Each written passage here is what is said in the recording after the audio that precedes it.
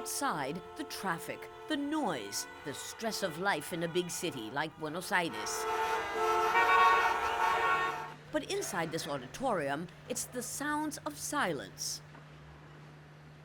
It's not yoga or meditation. It's people, from housewives to high-power executives, learning to breathe, to cope with stress, anxiety, depression.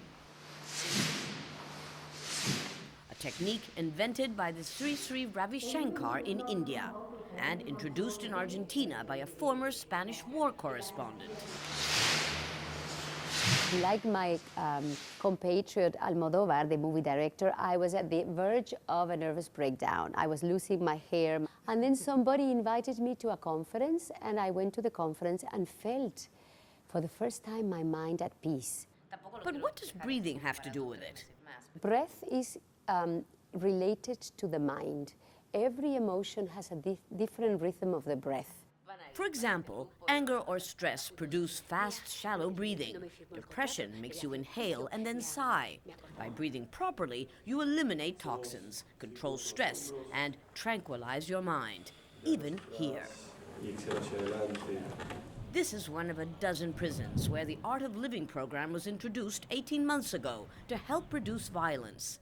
The results, according to prison authorities, have been dramatic. It helps inmates relax. It reduces tension. There's much less fighting. And fewer murders, too. This inmate, who asked not to be named, has spent 9 years in prison. Before taking the course, all he thought of was vengeance, he says. Now, even though I'm still in prison, I feel totally free, because I feel free on the inside, which is what matters. The rest will come with time.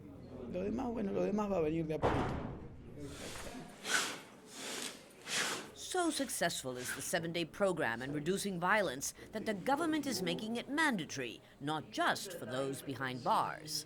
The course will also be taken by prison guards and Argentine police officers in charge of keeping the peace at this country's volatile football stadiums. The idea is that in order to maintain control, you have to be able to control yourself.